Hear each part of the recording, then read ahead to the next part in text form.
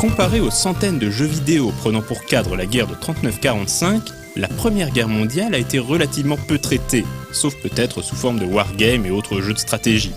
La courte série des Red Baron, développée par Dynamix et éditée par Sierra, propose quant à elle de s'élancer dans les cieux et de se mesurer aux as de la Grande Guerre, les Chevaliers du Ciel.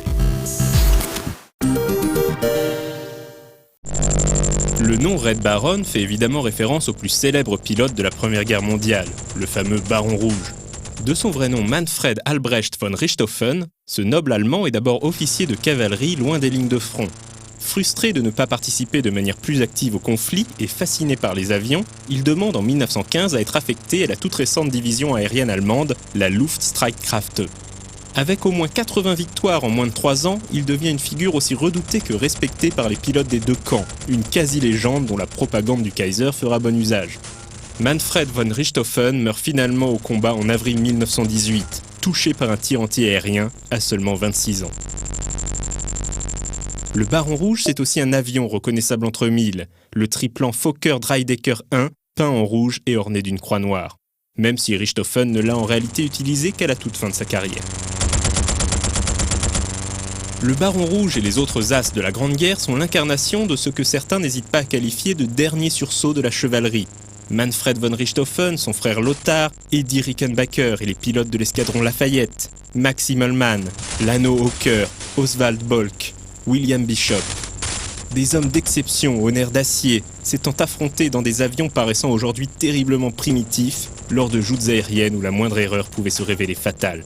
C'est cet esprit que le jeu Red Baron cherche à reconstituer, qu'il corresponde à une réalité historique ou un simple fantasme romantique. Conçu par Damon Sly, passionné d'aviation et cofondateur de Dynamix avec Jeff Tunnell, Red Baron sort en 1990, à une époque où les simulateurs de vol sont un genre très à la mode sur ordinateur. Le titre parvient néanmoins à séduire un large public grâce à la qualité de sa réalisation et la profondeur de son gameplay. Red Baron peut être joué du côté de l'aviation allemande ou britannique, avec différents modèles d'avions à disposition. Les missions sont très variées, allant du simple vol de reconnaissance au bombardement en passant par la patrouille, l'attaque de zeppelins ou bien entendu l'interception d'escadrons ennemis.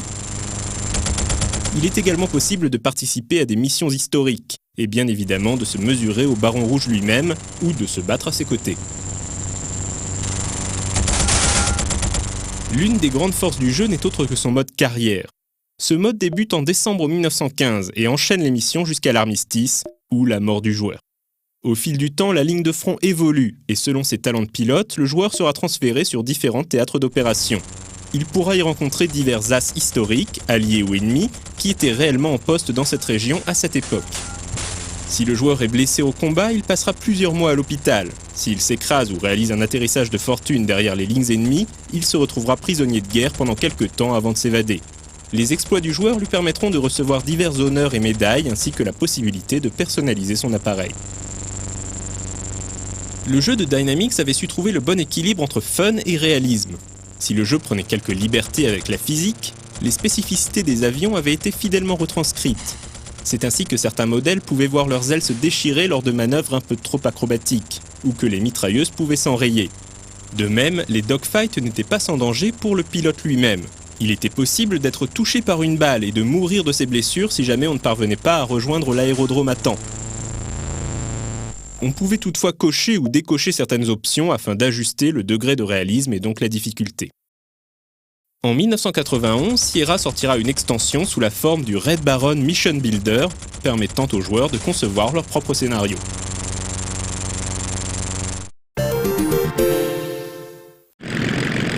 Six ans plus tard, en 1997, Dynamix réalisait une suite à Red Baron, tout simplement nommée Red Baron 2. Enfin, il s'agissait plutôt d'un remake de l'épisode original, bénéficiant de graphismes remis à jour, qui nécessitaient d'ailleurs une machine puissante. Malheureusement, Red Baron 2 était un véritable essaim de bugs à sa sortie.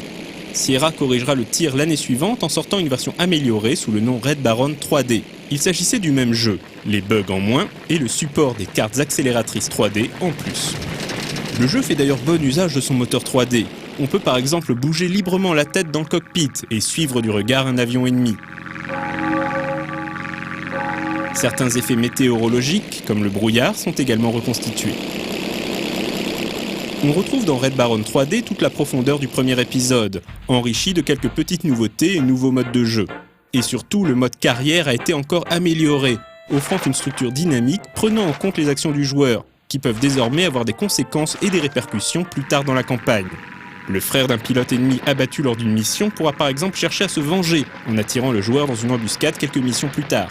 Chaque campagne paraissait donc véritablement unique, créant une expérience de jeu mémorable. Contrairement à d'autres jeux dans lesquels les missions ne peuvent être complétées qu'en éliminant tous les ennemis, Red Baron 3D, plus encore que le premier épisode, demande au joueur de toujours garder en tête son plan de vol et ses objectifs. Si la mission est de bombarder une cible bien spécifique, il est tout à fait envisageable et même souvent recommandé de l'accomplir sans jamais engager les avions ennemis. De même, les ennemis endommagés battront en retraite et quitteront la zone de combat sans que le joueur ait besoin de les achever. Il ne s'agit donc pas d'un vulgaire shoot'em up. Red Baron 3D a très bien vieilli et reste encore aujourd'hui une petite merveille de gameplay. Il s'agit d'un classique incontestable auquel tout passionné de simulation aérienne se doit d'avoir joué.